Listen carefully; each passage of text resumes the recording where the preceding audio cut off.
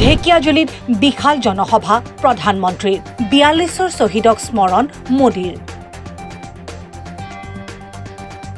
ওদালগুৰিৰ ঢেকিয়াজুলিত আজি প্ৰধানমন্ত্ৰী নৰেন্দ্ৰ মোদী উপস্থিত হৈ বিশাল জনসভাক সম্বোধন কৰে। প্ৰধানমন্ত্ৰীগৰাকীয়ে অসমীয়াতে ভাষণ আৰম্ভ কৰি কয়, মই অসমবাসীৰ গভীৰ আন্তৰিকতাবাদক ধন্যবাদ জনাওঁ। अखमर बिकाखर जात्रात आजी एक उल्लेखযোগ্য दिन। यही विखेक दिनटोत मैं अखम बाखिक आंतरिक अभिनंदन जनाइछो। ইফালে মুগাৰ গামোচা আৰু ফুলাম জাপিৰে আদৰণি জনোৱা প্ৰধানমন্ত্ৰীগৰাকীয়ে লগতে ঢেকিয়াজুলিৰ ৪২ৰ শ্বহীদকো স্মৰণ কৰে। আনহাতে প্ৰধানমন্ত্ৰীগৰাকীয়ে ৫০০ কোটি অসমমালা আঁচনি মুকলি কৰে। তদুপৰি চৰাইদেউ আৰু বিশ্বনাথ মেডিকেল কলেজৰ আধাৰশিলা স্থাপনৰ কথা ঘোষণা কৰি প্ৰধানমন্ত্ৰী নৰেন্দ্ৰ মোদীয়ে কয়, বিজেপিয়ে অকলে ৫ বছৰত ৫খনকৈ মেডিকেল কলেজ স্থাপন কৰিলে। विश्वनाथ और चराईदेव में 2 मेडिकल कॉलेजों का उपहार असम को मिल रहा है, तो वहीं असम माला के जरिए आधुनिक इंफ्रास्ट्रक्चर की नींव भी बढ़ी है। हर राज्य में कम से कम एक मेडिकल कॉलेज, कम से कम एक टेक्निकल कॉलेज वो मातृभाषा में पढ़ाना शुरू करें।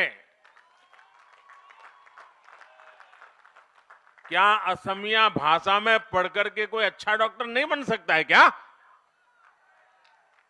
आजादी के 75 साल होने आए और इसलिए चुनाव के बाद जब नई सरकार बनेगी असम में, मैं यहां असम के लोगों की तरफ से आपको वादा करता हूं कि असम में भी एक मेडिकल कॉलेज स्थानीय भाषा में हम शुरू करेंगे, एक टेक्निकल कॉलेज स्थानीय भाषा में शुरू करेंगे और धीरे धीरे ये बढ़ेगा, कोई रोक नहीं पाएगा उसको। ये डॉक्टर्स असम के अलग अलग क्षेत्रों में, दूर दराज इलाकों में अपनी सेवाएं देंगे। इससे भी इलाज में सुविधा होगी, लोगों को इलाज के लिए बहुत दूर नहीं जाना होगा। साथियों, आज गुवाहाटी में एम्स का काम भी तेजी से आगे बढ़ रहा है। इसका काम अगले 1.5-2 सालों में पूरा भी हो जाएगा। एम्स के वर्तमान कैंपस में इसी एकेडमिक सत्र से एमबीबीएस का पहला बैच शुरू भी हो गया है।